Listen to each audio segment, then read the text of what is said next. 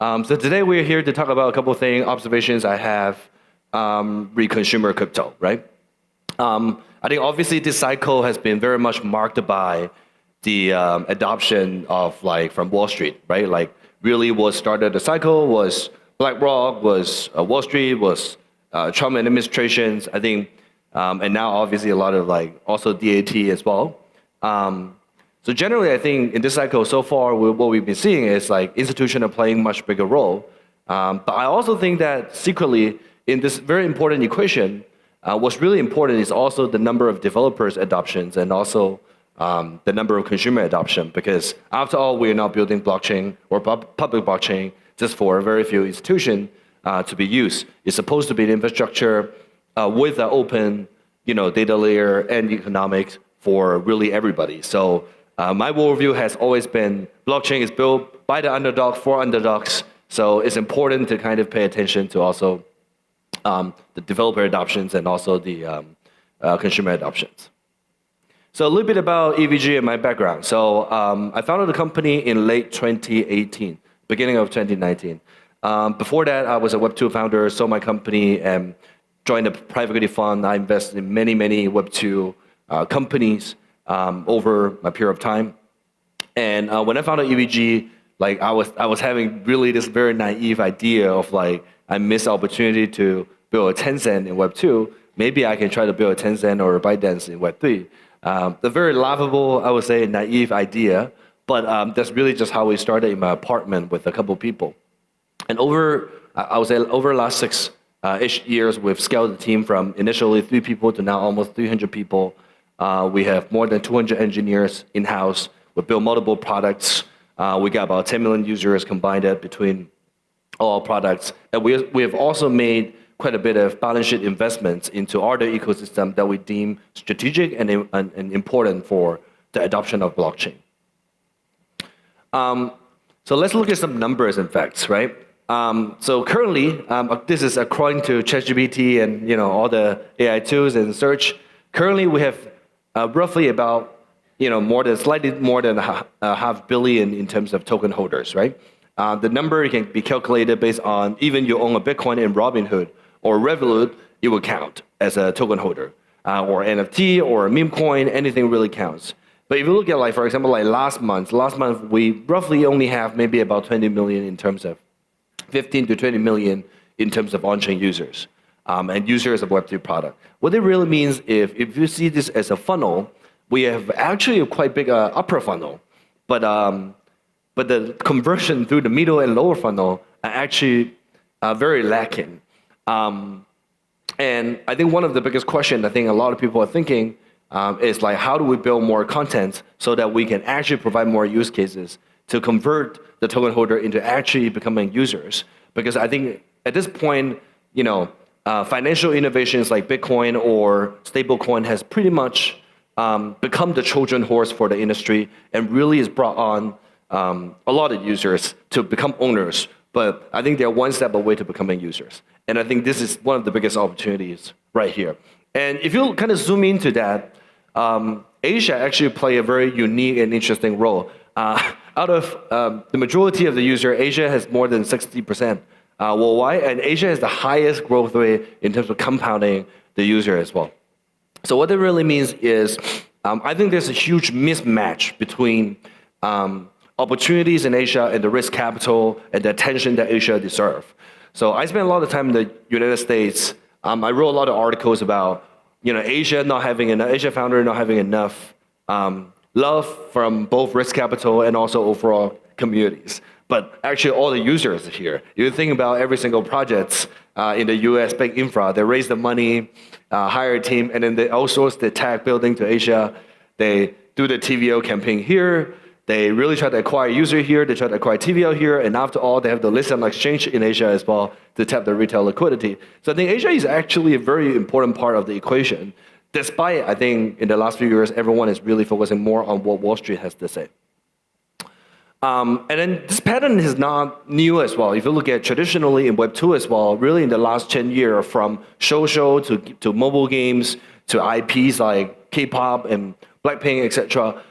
Really, I think Asia has been leading in terms of all the way from entertainment to social to contents. This is really largely due to the lower development costs.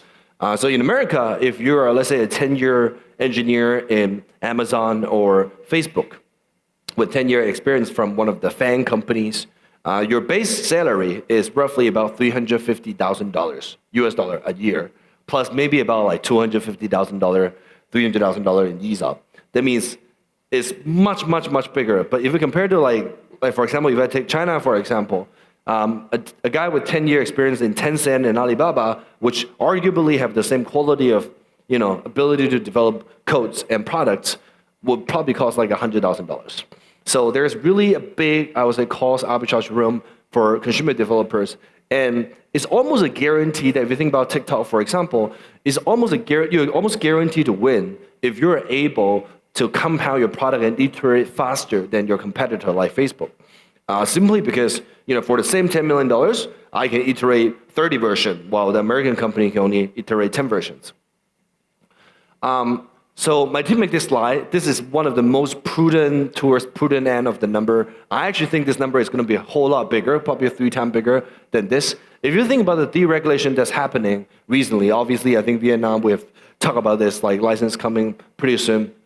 If you look at, for example, like Taiwan, the biggest telecom in Taiwan, Taiwan Mobile, has just announced their own crypto wallet and exchange.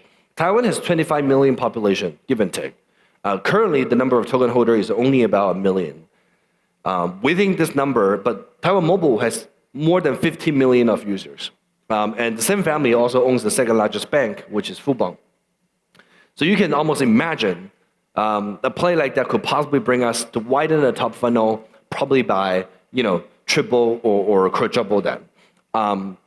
Same as Hong Kong. So the biggest, the Robinhood equivalent of Asia, Futu, has just announced launching their own crypto rails and crypto servicing products. Now, if you go to Hong Kong, if you go to like BTC Asia in a couple of weeks from now, you're able to see advertisings on metros. And they have more than 4.5 million users out of the 7 million users Hong Kong has, versus Hong Kong currently only has maybe about 300, 400,000 of total number of token holders. So what I'm trying to gauge here is the deregulation is happening across the board, from Japan as well, reducing the crypto tax, now treating it as the same level as stocks. There is a big opportunity for the explosion of number of users in Asia. The key is, how are we going to capture it? And one of the reasons that I have about why the consumer crypto has not taken off this cycle yet, I think there's a couple of reasons to that. So first of all, I think the broken rail is very, very real. If you think about the engagement we have this cycle, especially last year, is mostly around point farmings. There's a lot of like I would say like air job that's not very precise. And they do a lot of mission quest platforms and et cetera. Those are a great way to bootstrap numbers. It's understandable that a developer wants to ship as much numbers as possible in order to raise money or hire really good people or get listed on an exchange. It's totally understandable. But I think being a Web3 founder, one of the biggest issues is it's very hard to separate what is actually signal and what is noise. So for example, you have 1 million on-chain people participated in your campaign through different platforms. Now the issue is, you thought you have 1 million users. You thought you have to listen to them. But the issue is, maybe 80% of them are not here for the right intent. Maybe even 80%, let's say you're a gaming project, maybe 80% of people here are DeFi users.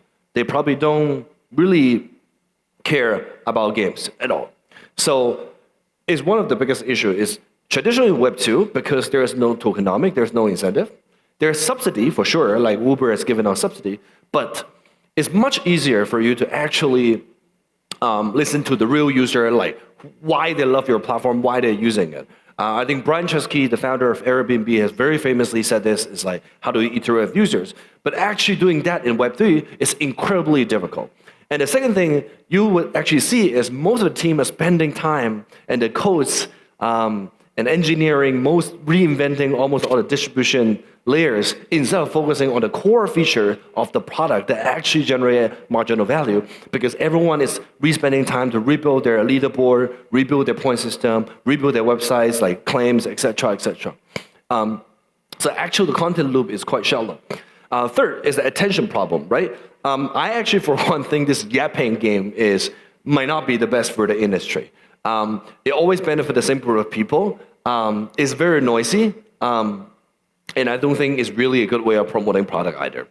And third, I actually think throughout this process, people here for short-term mercenary goals, they don't have a long-term, mid-term alignment with the product and ownership, which a lot of platforms are seeing user as a short-term bridge to achieve certain goals and not really seeing them as long-term communities.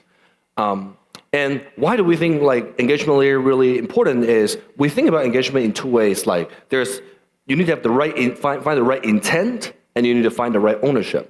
What does that mean is, if you are launching, let's say, a DeFi product, you will want to find someone that genuinely who are degenerate or they love DeFi product, they've used similar product before, they actually care about composing on top of the smart contract or composing using the assets. People like that might not be the same as people who love NFT or content or meme coins. So finding the right intent is very, very important, right? It's almost like important like for Uber not to try to market to the target user of Airbnb, if that makes sense, right? And so for example, like people who use YouTube are very different from people who use like TikTok, for example, right? Long form and short term content. So I think intent is a very important definition for engagement day one. And the second part is how do you turn this intent into actual ownerships?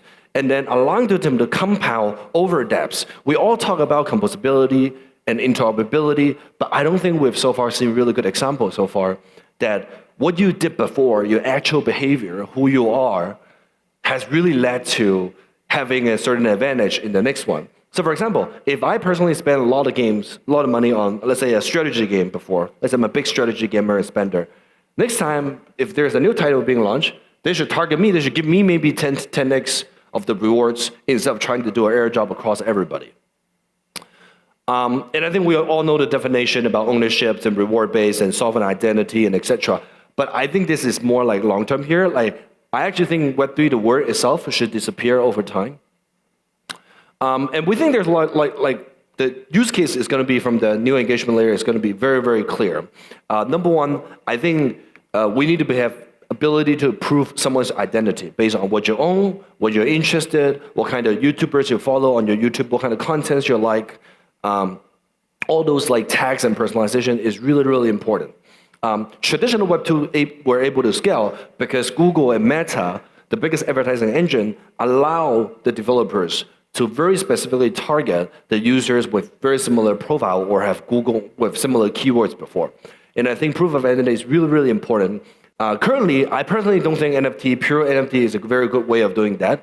I think it needs to be a lot more sophisticated in order to solve this problem. An ability to prove engagement throughout this ecosystem in a non-intrusive way. What it means is not really jumping out from your screen with a new UX and trying to build the whole point farming ecosystem, whatever. The third is the airdrop 2.0. I think the airdrop model is quite broken. So that needs to be also attacked as well in this process. And then also curation, I think, is really important as well. You think about how internet really grow.